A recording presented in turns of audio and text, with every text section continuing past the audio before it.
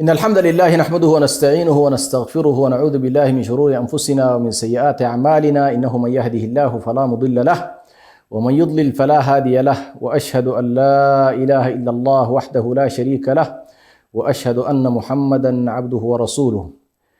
المشاهدون الأعزاء، السلام عليكم ورحمة الله وبركاته، وأهلا بكم في برنامج محكمات. نقف اليوم بإذن الله سبحانه وتعالى مع آية في كتاب الله تبارك وتعالى في سورة الحجرات، وهي قوله تبارك وتعالى: أعوذ بالله من الشيطان الرجيم: يا أيها الناس إنا خلقناكم من ذكر وأنثى وجعلناكم شعوبا وقبائل لتعارفوا إن أكرمكم عند الله أتقاكم إن الله عليم خبير.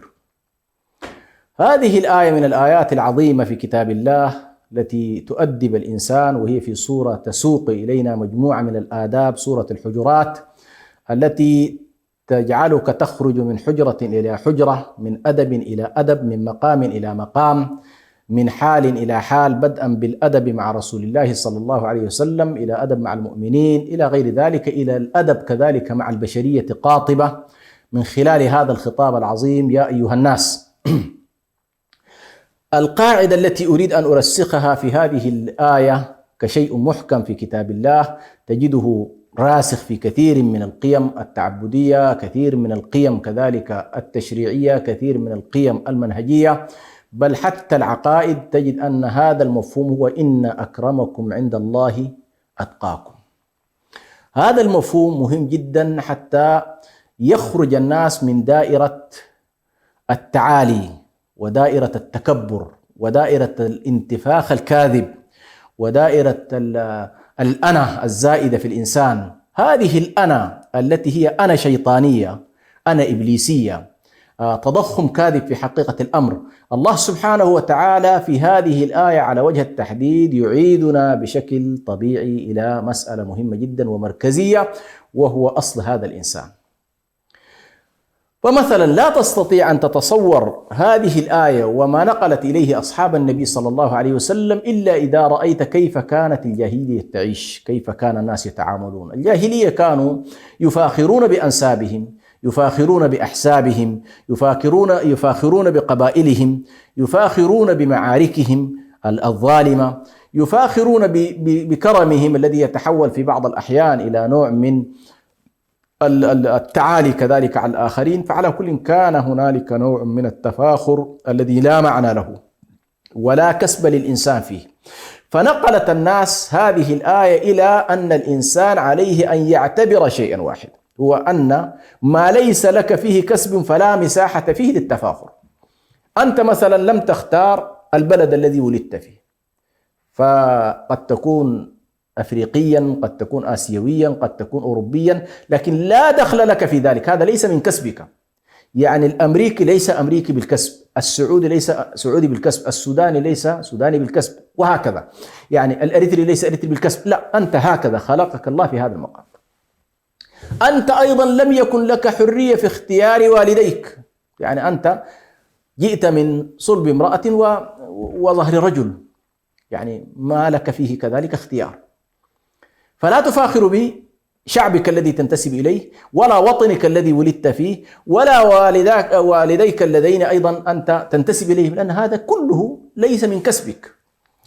ولا تفاخر أيضا بشكلك ولونك، هذه ليس من كسبك، فأنت لست حرا في أن تكون شديد السواد أو كثير البياض، لست أيضا لك كسب في شكل جمالك أو عدم الجمال، فهذا كله ليس مما يفاخر به. فالشريعة أرادت أن توقف الإنسان على معنى كسبي، يعني أرادت أن تقول لك والله أنت ما تفاخر بشيء لست أنت من صنعه، هذه كلها صنعة الله تبارك.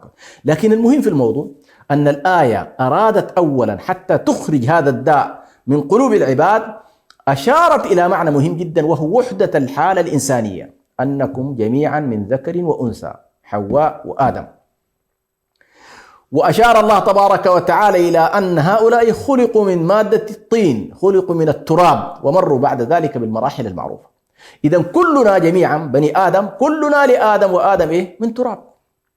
فأول قضية أراد الشارع أن ينبه لها الناس: أنكم جميعا من آدم، وآدم خلقه معروف، وبالتالي ما دام الأصل واحد فأي محاولات بعد ذلك لتصور أن الجينات تتفاوت وأن الأعراق تتفاوت ما هي إلا من صنع إبليس، لا هي إلا من صنع إبليس. وللأسف الشديد الجاهلية قديمها كانت تفاخر، وحديثها أيضا وإن ظهرت في كثير من ما يتعلق بحقوق الإنسان، لكن ستلاحظ بأن نظريات الاستعلاء العرقي ومحاولات الشعور بالأنا الزائفة ستجد أنها مرسخة في الكثير من النظريات، بل دفعت البشرية في كثير من حروبها نتيجة هذه النظريات الكاذبة التي تتصور بأن عرق من الأعراق مثلا أفضل من الأعراق الأخرى. مثلا العرق الآري اللي هو الألمان كانوا يتصورون هكذا، وفلاسفتهم صوروا لهم هذا الموضوع أنكم أفضل من غيركم.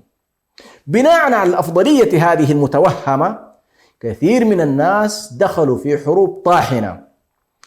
كذلك نلاحظ أن فكرة الاستعلاء السلالي اللي هي بالسلالة، أن أنا والله من سلالة البيت النبوي مثلا، أنا من السلالة النبوية، تساق حروب أحيانا من أجل هذه السلالية كذلك التي لا تعطيك حقا أن تقاتل المسلمين لتكون حاكما عليهم، كما هو أيضا في بعض البلدان العربية.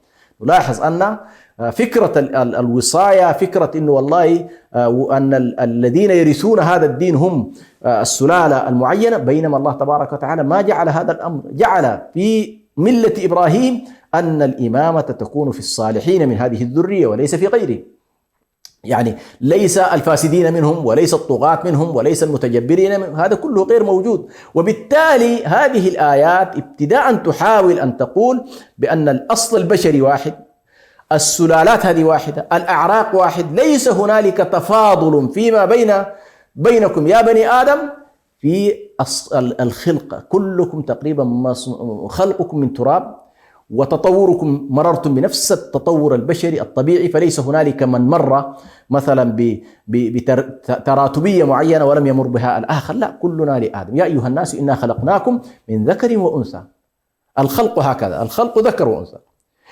ثم جعلناكم شعوبا وقبائل لتعارفوا. هذه الجعل غير الخلق. هنا نلاحظ بأن الخلق حالة ابتداء والجعل حالة صيرورة، فأنتم من خلال التكاثر ومن خلال الحركة البشرية ومن خلال العلاقات الاجتماعية من خلال السكنة في مواقع معينة نشأت منظومات القبائل المرتبطة ببعضها ومنظومات الشعوب التي أيضا سكنت في بقعة معينة. ففي نهاية المطاف الأصل واحد، آدم وحواء ذكر وأنثى، وجعلناكم شعوبا وقبائل. ما هي غاية هذا الأمر؟ ما الذي تريده منا يا رب؟ لتعارفوا. ومفهوم التعارف مفهوم عميق.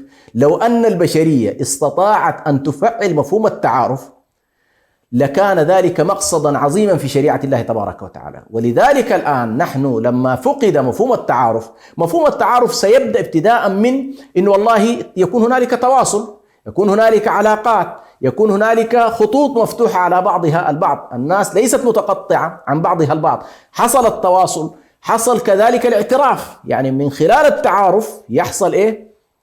من خلال التعارف يحصل الاعتراف، يحصل التعاون كمرحلة تالية. فالله تبارك وتعالى عندما يقول وجعلناكم شعوبا وقبائل لتعارفوا، أي أن المقصد الأسمى من حركة الشعوب والقبائل وهذا التنوع ليس التفاخر وليس التعالي وليس الطغيان وليس العدوان، وليس أن تكون أمة هي أربى من أمة، أي أمة تتفوق على أمة وتحاول أن تفرض عليها سيادتها ومنطقها إلى غير ذلك. فالله عز وجل يقول لتعارفوا، ثم قال إن أكرمكم عند الله أتقاكم. فجعل الله تبارك وتعالى المعيار في هذا الأمر كله هو تقوى الله سبحانه وتعالى. وحتى إن شاء الله نرسخ هذا المفهوم نلاحظ أن النبي صلى الله عليه وسلم في حياته حاول أن يكرس هذا المفهوم بين أصحابه، وحارب حربا شعواء لا هوادة فيها مع تصورات الجاهلية. فها هو النبي صلى الله عليه وسلم لما يخطئ أبو ذر في موقف من المواقف، ويقول لأحد أصحاب النبي صلى الله عليه وسلم يعيره بأمه، فيقول النبي صلى الله عليه وسلم إنك امرؤ فيك جاهلية. ويأتي النبي صلى الله عليه وسلم ليكسر الحواجز الطبقية هذه، ويجعل الدخول يوم فتح مكة إلى البيت الحرام، عندما أراد أن يدخل البيت النبي صلى الله عليه وسلم ومعه عثمان بن أحد أصحابه كانوا يحملون مفتاح البيت.